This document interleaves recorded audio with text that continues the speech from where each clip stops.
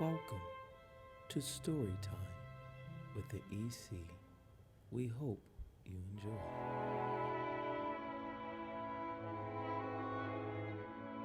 Hello, everybody. Today we are going to have a story. This story is about a beagle and a backpack. We will begin chapter 1. Bobby, no! The cry stopped Mandy Hope in her tracks and she whirled around. A black and white kitten had escaped from this basket on the other side of the waiting room. His owner, a young woman with a baby in one arm, lunged forward to catch him with the other. But the kitten was too quick for her. He darted across the room with his tail stuck straight out behind him. Mandy dropped her x-rays she'd been taking to her mom and hurried over. Kneeling down, she put out her hand. "Come here, Bobby," she murmured. The black and white kitten scrunched himself up against the wall and hissed. "I won't hurt you," Mandy promised, stretching her hand out farther. But before she could touch him, he shot past her and hurtled toward the reception desk. His tail was so fluffed out that it looked like a black bottle brush. The kitten jumped onto the desk, startling Jean Knox, the Animal Ark receptionist. He then tried to leap over a nearby filing cabinet, but he misjudged the height and landed short. "Bobby," his owner gasped, as the bristling little creature tumbled toward the ground. Cleverly twisted in midair, he landed on his paws in true feline style and rushed straight for the glass door that led out of the waiting room. A man carrying a budgie in a cage was just about to open it. "Wait!" Mandy yelled, reaching the door in 3 giant strides and scooping Bobby up just as the man came in. He looked at Mandy and the kitten and raised his eyebrows. "Busy today?" "Not really," Mandy said breathlessly. "Just a normal Saturday morning at Animal Ark." She grinned at him over her shoulder as she returned Bobby to his grateful owner before picking up the x-rays to take to her mom. Mandy's mom and dad were both vets. They ran a busy clinic called Animal Ark that was attached to their home in Welford, a village in the English county of Yorkshire. For as long as she could remember, 12-year-old Mandy had helped out in the clinic on top of her regular duties, cleaning out cages and feeding the animals. In the residential unit, she was also quick to respond in emergencies such as escaping kittens. Dr. Emily was examining an old Springer Spaniel who had started limping a couple of days before. Simon, Animal Ark's veterinary nurse, was holding the dog still, while the Spaniel's owner watched anxiously.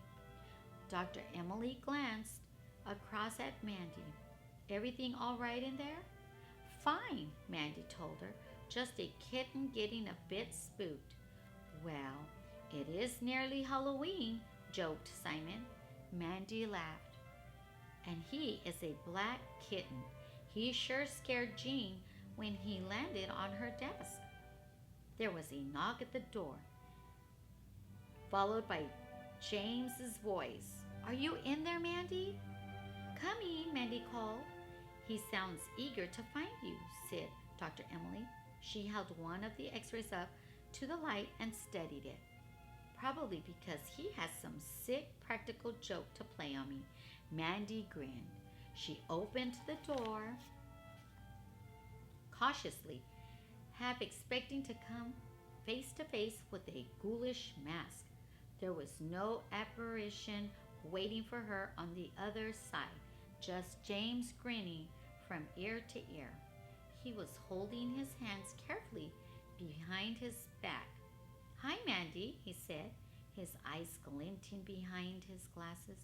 You'll never guess what I've got. Mandy imagined something like a squirt gun that shot out slimy green goo or a plastic spider. She hoped it wasn't anything too scary that might frighten the animals in the waiting room and cause a repeat performance of Bobby's Dash for Freedom.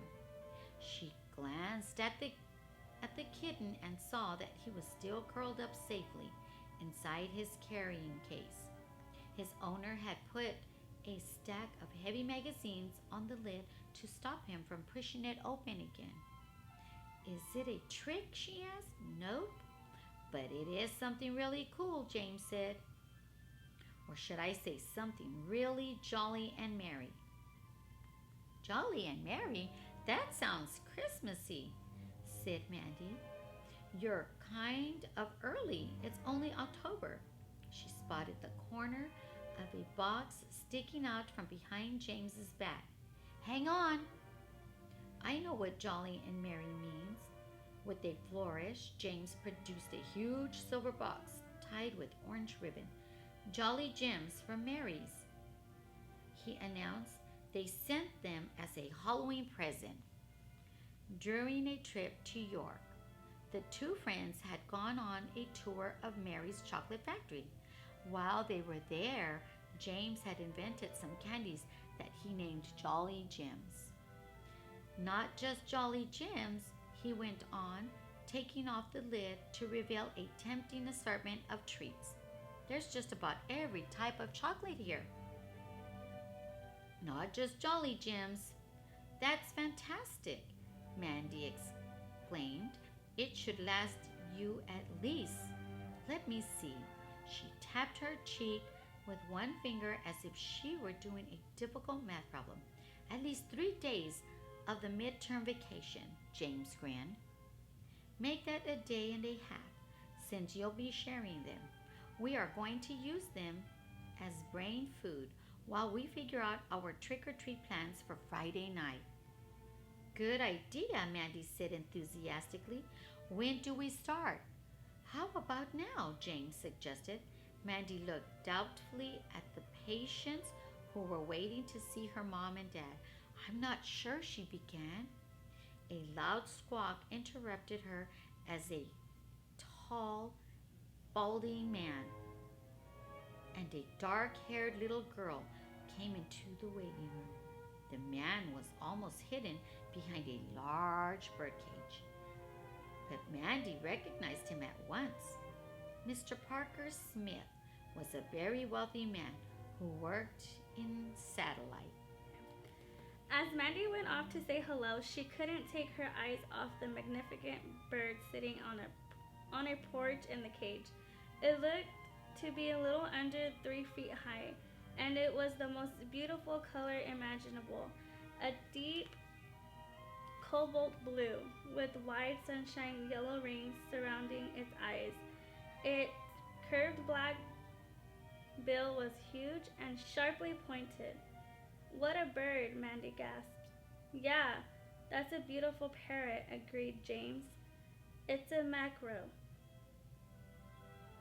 I've never seen a mackerel that color, Mandy said, thinking of the bright red gold birds her parents had treated. It must be a very special one. Mr. Parker carefully put the cage down on the reception desk. You're right. She's very special, he said. Jean raised her eyebrows, then peered more closely at the bird. She's all right. She took a card from her drawer and picked up a pen.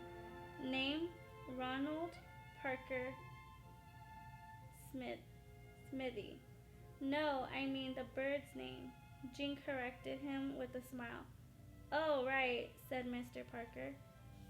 He stroked the mackerel's head through the top of the cage. Is there a long wait? He asked. Not too long, she replied. Take a seat and we'll call you. Mr. Parker glanced around the room. I think I'll stand, he said. Do you mind if I open the window? Jean looked surprised. Well, I don't know, she said hesitantly. It's pretty cold outside. Well, I'm concerned about catching germs. What's the matter with her? Mandy said, going over to the window with Mr. Parker and opening it a crack. She hoped her parents would be able to see Portia before the waiting room got too drafty. I'm sure, he said. She's just not as alert as she was when she first came to us. She ate her food a couple of times, which can't be healthy. The door to Dr. Emily's examining room opened and Simon came out with the spaniel and his owner, who was looking a lot happier than before. Whatever was causing the limp couldn't be too serious. Simon's called in the next patient. Mandy was glad to see it was Bobby in the kitchen. The sooner he was on his way home, the better. Aren't you lucky to have such a beautiful bird? Mandy said to her. I guess, but she's not as cute as my bunnies. Mandy knew Amongan had 4 rabbits that she shared with 11-year-old John Hartley, who lived at the Fox and Goose Inn with his dad, his stepmother. Amongan had the rabbits when John was away at boarding school, and he looked after them during vacation. You can't cuddle like you can cuddle bunnies. I guess not, Mandy said, but that's not the only reason to like pets. My mom likes Portia because she matches the new wallpaper in the dining room. Mandy was taken aback. That's not really what I meant, she said, catching Mandy's eyes and looking equally stunned. James took the lid off the box of chocolates and offered them to Amongan. Does Portia like to talk? He asked Mr. Parker. Not much, but she's good at imitating sounds, answered Mr. Parker. Or rather was good lately. She hardly made a sound, aside from the occasion. As if to confirm this, Portia fluffed out her feathers, then shuffled to the end of her perch and sat hunched up straight, the cage, looking sorry for herself. Mandy would have liked to pet her, but knew better than to put her hand into a cage. Portia's break was capable of giving someone a nasty peck, and if she was feeling sick, she probably wouldn't want a stranger touching her. Instead, Mandy said softly, Don't worry, Portia, you'll come to the right place. Mom and Dad will find out what's wrong, and soon you'll be as bright as a button again. She'll never be as bright as a button, said Amongan. Button was the name of one of the bunnies. Amongan unwrapped a foil-covered chocolate and popped it into her mouth. I don't know, Mandy was talking about your button, said Mr. Parker. He looked up as Mandy's dad appeared at the door of his examining room. Who's next? Dr. Adam asked Jean. Jean looked at her appointment book. Let's see. The budgie and the rabbit are waiting for Dr. Emily, and the Portias will for you. She pointed to the macro. Dr. Adam looked appreciatively at the magnificent bird and said, Come in, Ronald. And Mandy and James, I might need a hand, so you better to come in too. They went to the room and Mr. Parker described Portia's symptoms. She's pretty miserable, he began, putting the cage on the stainless steel examination table. Not nearly as active as when she first arrived. Where did you get her? Asked Dr. Adam. She was a gift from a colleague, said Mr. Parker. I'll be very embarrassing if she comes over and sees her in a stage, or worse. If she dies and he finds out. Dies? Dr. Adam frowned at Mr. Parker. Who said anything about her dying? No one, answered Mr. Parker.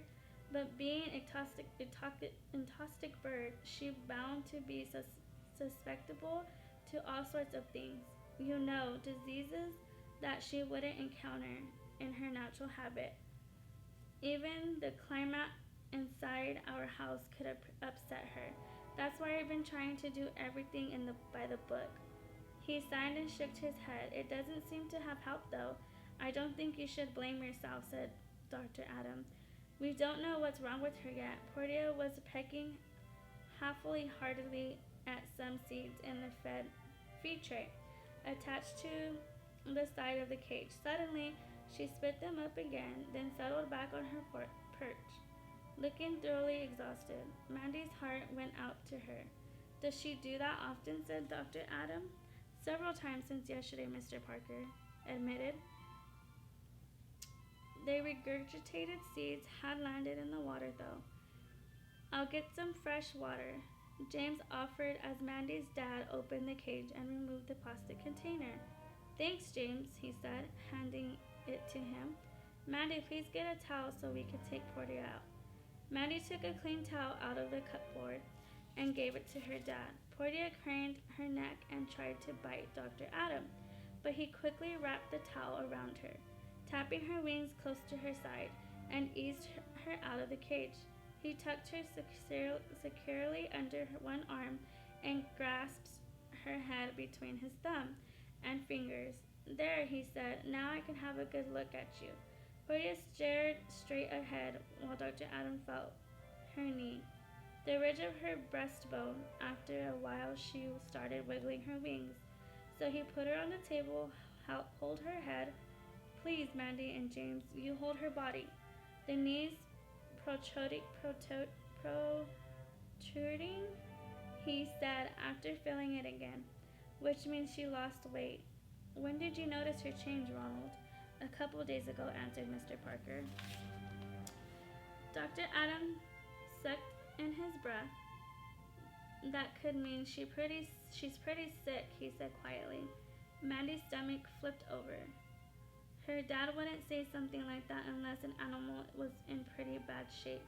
How do you know? She asked. Aside from seeming a bit miserable and having lost some weight, Portia didn't look too bad. Well, because birds are preyed upon by lots of animals in the food chain. They don't generally show signs of being sick until the illness is at fairly advanced stage, Dr. Adam explained. Do you mean she is dying? Asked Mr. Parker in dismay. All I'm saying is that Portia probably a lot sicker than she appears, responded Dr. Adams. I'll need to take blood and do some tests and perhaps even take some x-rays. With Mandy and James still holding Portia, Dr. Adam gently inserted a damp earplug into her throat, then quickly removed it and wiped the smear onto the glass side. He peered at it through a microscope. I can't see anything out of the ordinary there. Next, he parted the feathers in Portia's neck and drew a small amount of blood. She struggled a bit, but Mandy and James kept a firm grip on her. I'll send you the samples awaiting full blood work, she said. Dr. Adam, in the meantime, will keep her here in this residence so I can observe her. The resident unit, Mr. Parker, sounded very unhappy, but she couldn't pick up germs from the other animals. Well, we could keep her here in the wildlife unit. It's empty right now, so there's no chance she'll catch anything there, said Dr. Adam. Mandy and James carefully returned to her cage. Portia shook herself, then fluffed up her feathers and sat hunched on the floor of the cage, her head drooping. Poor girl, Mandy murmured.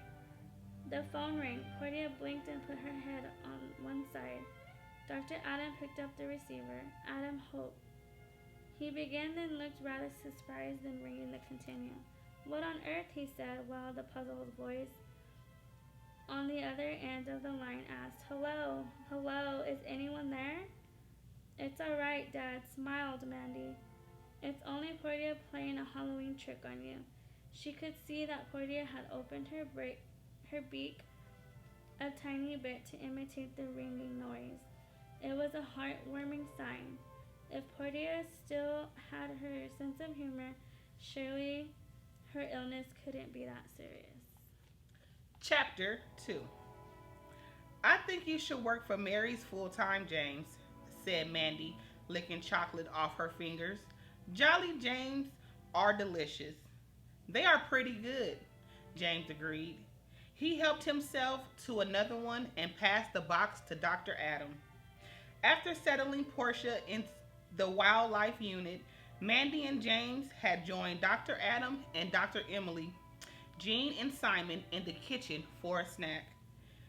Mandy's dad snuck a glance at Dr. Emily, who was paging through a veterinary journal, then helped himself to several Jolly Jims.